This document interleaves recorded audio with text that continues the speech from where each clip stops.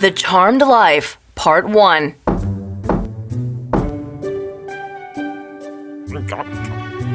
Flory, honey, you'd better hurry.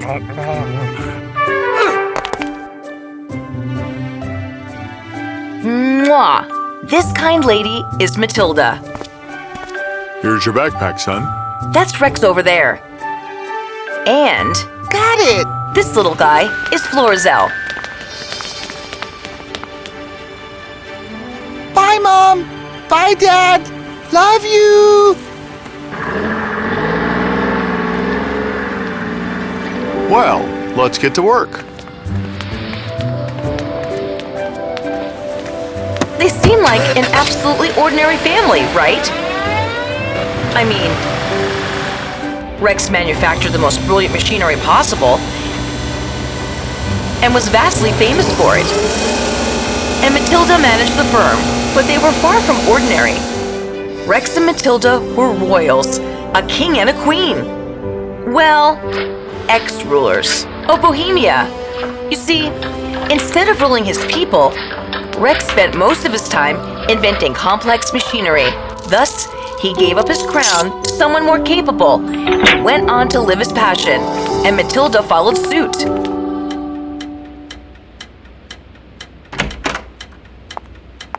Rex, see this! I don't like this schedule. And those numbers. What if you adjust the Duchess of Layleaf's orders here? And then, That gives me time to experiment with that new storage system she wanted. Brilliant, Matilda. That's why you're the manager, my queen. someone might hear you. Having changed their names to Rex and Matilda Bloomsbury, they both started new lives in another kingdom, and so far, it was going pretty well. Florizel, on the other hand, had no idea that he was a child of royal birth. He attended a good school, had many friends, and had been brought up to live a fairly normal life. Over time, Florizel apprenticed at his father's company and was very industrious in his manner. He has my creativity. So proud. And my managing skills. They grow up so well. You know I'm right here. As the years went by, Rex started manufacturing something known as lightning lifts. Higher? Yes. Oh, what if people fall? They won't. Why not? Because there'll be doors. I have to still attach them. Lifts weren't a known thing, and they were quite a novelty to many. During this time, Florizel turned 21, and his mother had given him a gift. Open it. He delicately opened the wooden box and was dazzled upon seeing what seemed to resemble a diamond, shimmering and floating. What is it? Flory, when you were born, you received a very special gift from your fairy godmother, a charmed life. I've a fairy godmother? What's a charmed life? Haha, yes, you have a fairy godmother, and a really thoughtful one. Her gift, the charmed life, shields you from any harm as long as it is protected. I've kept it safe all these years, and now, since you're finally 21, it's your turn.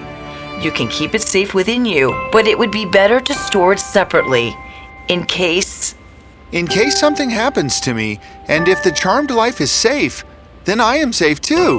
Wow! No harm can come to me, huh?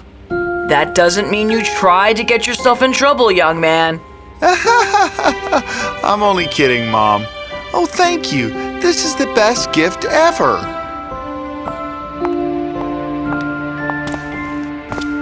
Florizel took the box and kept it in a hole in his wall. He was proud and happy of his gift. King Arnold ruled the kingdom Rex was staying in. One day, the king was having quite a hard time. Oh, huff, puff. Oh, I wish I had wings. Well, I don't know about wings, Your Highness, but there are these machines that lift one from floor to floor. What? Why don't we have them? What are these lift things called? Lifts. Get them immediately! Yes, Your Highness. And so, Rex received an immediate order for his most exquisite of lifts from the royal palace. Oh no! Matilda, Arnie wants lifts. Who? Oh, King Arnold. So? So? He knows me. I can't meet him. What to do? Oh! Florizel, my good and capable son. For extra huge favors, I deserve extra moolah. Granted. Read this. It's from the palace? Yup. And you're in charge of this one. Really? Yes. I responded to it, so get started with the designs. Better not keep King Arnold waiting. You'll do great, Flory. Florizel felt nervous, but a warm stream of excitement filled him. The palace. All right, let's get started. Florizel worked hard on the designs and machines, making sure they were safe, beautiful, and perfect for royalty. Florizel soon reached the palace and gazed at the mesmerizing structure. I've got this. He displayed the designs to the king while explaining the mechanisms working. King Arnold gaped at these inventions. These are marvelous! Oh, to glide across the palace in luxury! Get started immediately! Florizel bowed in pleasure. He soon gathered his staff and began work. Now the king had a daughter, Princess Candida. She was a smart and brave woman, and the king doted upon her. Florizel had begun work firstly on her lift. Ooh, are these the lifts? Your Highness, you mustn't be here. Oh no! Are you all right, my lady? As Florizel helped her up, they were quite taken by each other. Your eyes. They're brilliant. Oh, I'm sorry, Your Highness. That's all right. You are? That's the engineer for your lift, Your Highness. Oh, don't mind me, but one could totally mistake you for a royal, I must say. She walked away a little flushed as Florizel watched Days. That evening, back at the factory. I wish I were a prince. Prince? Why? The princess is so lovely. Oh dear. Her eyes are just... We're doomed. Dad, I think I'm in love. Bear with it. What? I can't do that. You don't know what love is. What? Florizel went on lamenting about love's pain, while Matilda received an explanation from Rex about their son's strange behavior. I know. I'll dress up as a prince and tell her I am one. Flory, we didn't raise you to lie. Yes, lies are such a strong foundation for love, aren't they? Then what do? I have to see her. The job will be completed in a few days. Ugh. What? I can dress up as a lift attendant. Nonsense. The lifts don't need attendants. But hers will. She's a royal. She needs to be protected everywhere. Who's gonna tell him? And so, much to Rex's grief and Matilda's warnings, once the lifts had been fixed and fitted, Florizel went dressed as an attendant. The curious ladies crowded around the new lift. But when it opened, Florizel was standing there, looking sharp and handsome in a rather fancy lift attendant uniform. When the princess saw him, she blushed. Ahem! Listen well, all of you. This is my lift, so no one else is permitted to use it. Use the other lifts and staircases if you need to.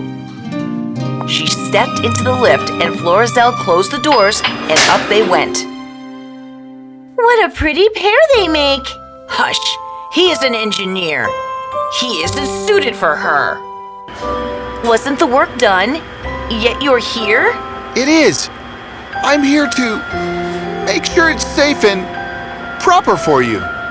Ah, I see. Is that the only reason you're here? I don't know. Do you think there's another reason? Candida remained quiet. She enjoyed the lift experience, and at times, the two of them would coyly glance at each other. I must leave soon. Oh, Florizel stopped the lift, allowing Candida to step out. Will you be here tomorrow? Do you want me to be, Princess? Maybe. Oh, wait. Then does she like me? I wonder if he likes me. Oh dear. As the days went by, the two of them got to know each other quite well. They enjoyed each other's company, but the one thing they didn't ask was, does he like me? Does she like me?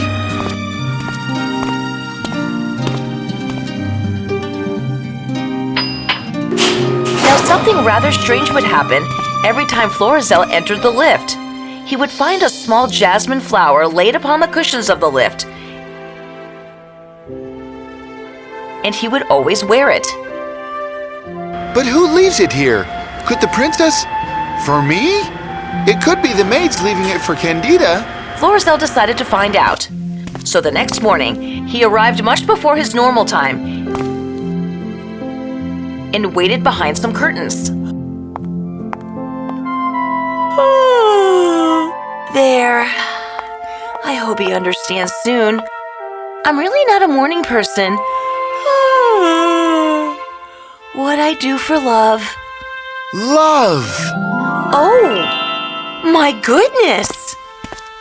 Candida blushed bright red as Florizel's ecstatically glowing face. Should we stop playing this silly game? What game? You like me, don't you? I do? You don't? I do. And you? Oh, I like me very much. No! Do you like me? I liked you from the first time I saw you. I wish I were a prince. You don't mind marrying an engineer? I like you just the way you are. You have my heart. At that moment, Florizel remembered something. I brought this with me today. It's something very important. Florizel explained everything about his charmed life to Candida, who listened attentively to every word, admiring the glowing diamond. I want to give this to you. But it's something important to you. You are too important to me, so now my heart is yours and my life is in your hands. Very well. Then my life is yours, and my heart is in your heart. Now you may think that is a sweet ending since our lovers are finally happy. Unfortunately, all this while behind a corner, there stood a page listening quietly to all that was happening. He was a most disagreeable young man, unkind, rude, and the princess didn't like him. He, however, was in love with her, but now he was furiously jealous. A common engineer? That's who she loves? No, I can't let this happen. The sun was rising upon the awakening palace. The page crept away quietly. I must inform the king. Princess Candida will not marry that person.